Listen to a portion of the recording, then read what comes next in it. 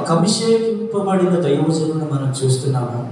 దేవుని చేతిలో బలంగా వాడబడిన ఒక దైవజనుని మనం చూడగలుగుతున్నాము. ఆయన పేరేంటి? అపోస్తలుడైన పౌలు గారు. ఈ పౌలు గారి దగ్గర నమ్మకంగా పరిచయం చేస్తున్నటువంటి తిమోతికి ఆయన ఒక లెటర్ రాస్తున్నాడు.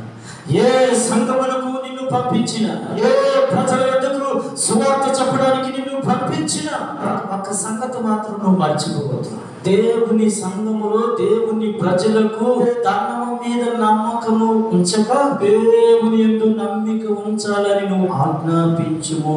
ఈ ప్రపంచంలో దేవుని స్థానాన్ని ఆక్రమించింది, భర్తీ చేసిందంటే ఏదైనా ఉంది అంటే అది ధనమే.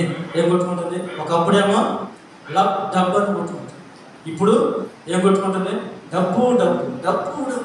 డబ్బు ఉంటేనండి మనిషికి విలువ, డబ్బు ఉంటేనండి గౌరవము, డబ్బు ఉంటేనండి మనకు రెస్పెక్ట్ ఇచ్చేది, డబ్బు ఉంటేనండి ఏదైనా చేయగలమండి. ఈ రోజున దేవుని స్థానాన్ని ఏది ఆక్రమించింది?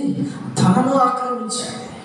ప్రేమ ఆప్యాయతల మధ్య స్వార్థము కబ్జా చేసేసింది. ఒకప్పుడు ప్రేమలు ఆప్యాయతలు ఉండే కుటుంబం పట్ల, తల్లిదండ్రులు పిల్లల పట్ల మధ్య ఉన్నటువంటి సంబంధం, అన్న తమ్ముల మధ్య సంబంధం, అక్క చెల్లెల మధ్య ఉన్నటువంటి సంబంధం ఎలాంటిదంటే ప్రేమ ఆప్యాయతలు కలిగినటువంటి బంధం. ఇప్పుడు ఏమైపోయిందంటే ఏం గమనించింది? ఇప్పుడు స్వార్థం ప్రవేశించింది.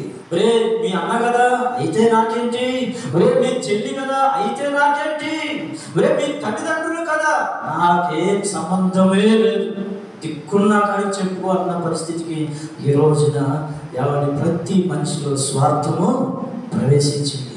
ఈ ప్రవర్తన వారంలో దేవుడు మనతో మాట్లాడుతున్న మాట ఏంటంటే, ధనము మీద నమ్మిక ఉంచక దేవుని యందు నమ్మిక ఉంచుదుము గాక.